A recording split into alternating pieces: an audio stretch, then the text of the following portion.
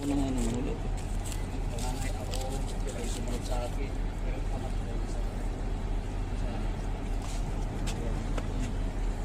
nag-asawa na rin. Officers and crew, fellow workers in the Coast Guard, friends of the Coast Guard, magandang hapon po sa ating lahat.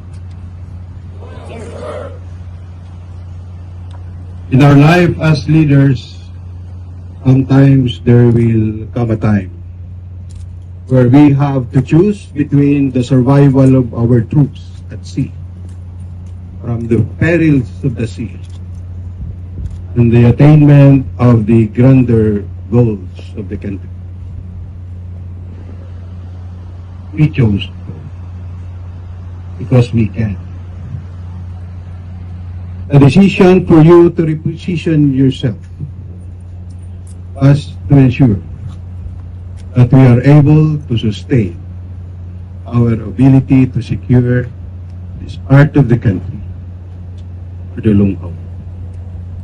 We decided to direct you to proceed to Puerto Princesa City because your crew are getting sick, because your ship has suffered critical damage and the weather is bad. But I'd like to emphasize to you, Lieutenant Turan, that you have accomplished your mission.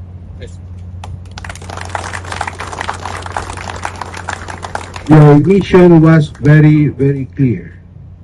In April, you were directed to proceed to Escudo Show. Number one, to deter any efforts to do small-scale reclamation in that area. Number two, you were directed because you were to provide the platform and the capabilities for the marine scientific surveillance studies which has to be done in the area because of the massive coral destruction reported to us. You've done it very well. And third, you were tasked to provide protection to our fishermen in the area. Again, you did. Well done, Lieutenant Duran and all of your crew. Congratulations. Actually, we all envy you because you underwent the kind of journey where you were given the chance on how to best serve this country, even in harm's way.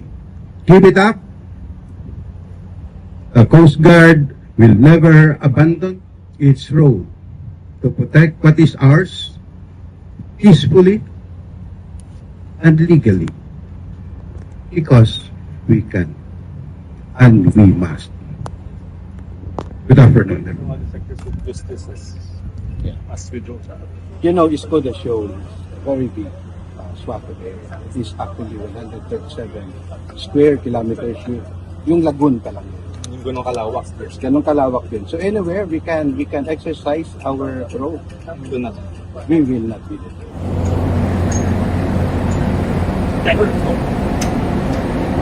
Good.